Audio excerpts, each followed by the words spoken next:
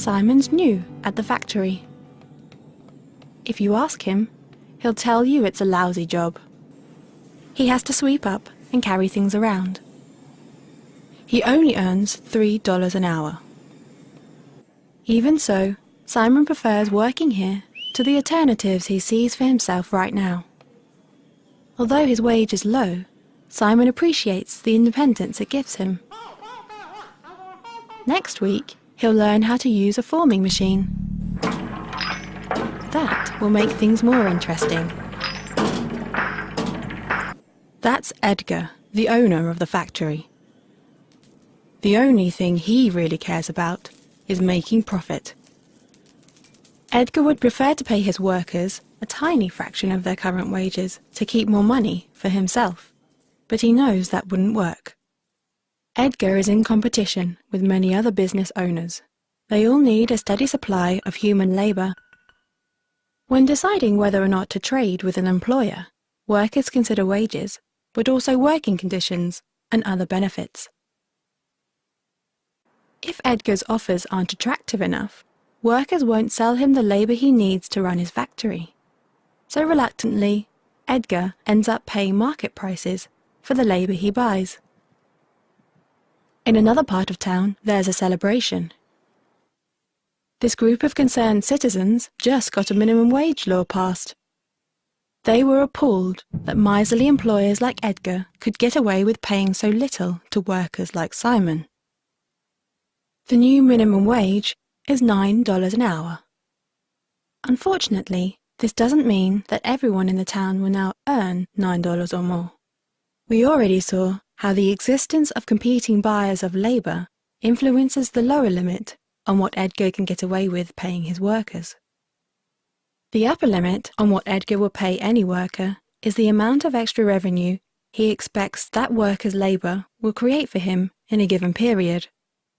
In other words, employers won't knowingly pay workers more than the extra income they generate. They'd be losing money if they did that. So what does the introduction of the minimum wage law mean for the workers at Edgar's factory? Vicky's work generates $23 an hour for Edgar, and her wage is $15 an hour. For every hour that Vicky works for Edgar, he's left with an extra $8 after he's paid her wage. Because Vicky's wage is higher than $9 an hour, the new law doesn't affect her directly. Bob's labour at the factory generates $10 an hour for Edgar, and his wage is $8 an hour. After paying Bob's wage, Edgar is left with an extra $2 for every hour that Bob has worked. But because Bob's wage is less than the legal minimum, if Edgar wants to keep him on, he'll have to pay him more. Edgar calculates that if he raises Bob's wage to the new minimum of $9, he'll still be gaining $1 extra for every hour of Bob's labour after his wages have been paid. Although Edgar will profit less from employing Bob at $9 instead of $8, a little profit is better than none. So Bob gets a raise. But the new law is bad news for Simon. Simon's labour generates only $4 an hour for Edgar. The $9 minimum wage is $5 more than that. Edgar would be losing $5 an hour by keeping Simon on at the new legal minimum. So Simon doesn't get a raise. Instead, he loses his job. Edgar is irritated. The minimum wage means that if he wants to stay in business, he has to either invest in machines to do the work that unskilled labourers like Simon were doing, or he has to move production to another country where minimum wage laws aren't a problem. Edgar believes both of these options are less profitable for him than employing local workers. Otherwise, he wouldn't have hired Simon. For Simon, the outlook is bleak. Losing his job would have been bad enough, but the minimum wage continues to disadvantage him even while he's unemployed.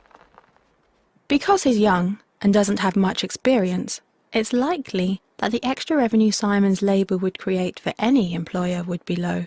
Potential employers expect to lose money hiring Simon at the minimum wage, so they turn down his applications. Simon was glad of his factory job, even with its low wage. He hoped to build up experience, which would raise his productivity and give him a chance to move to better paid and more satisfying work. But the new law prevents him from doing so. This is why the minimum wage has been described as removing the bottom rungs from the economic ladder.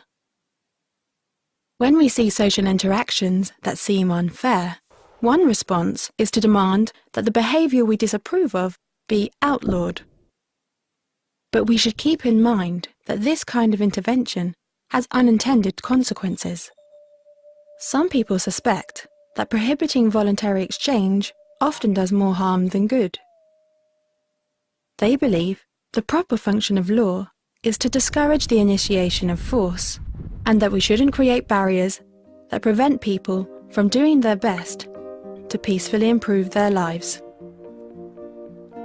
Do a web search for some of these terms if you're interested in learning more.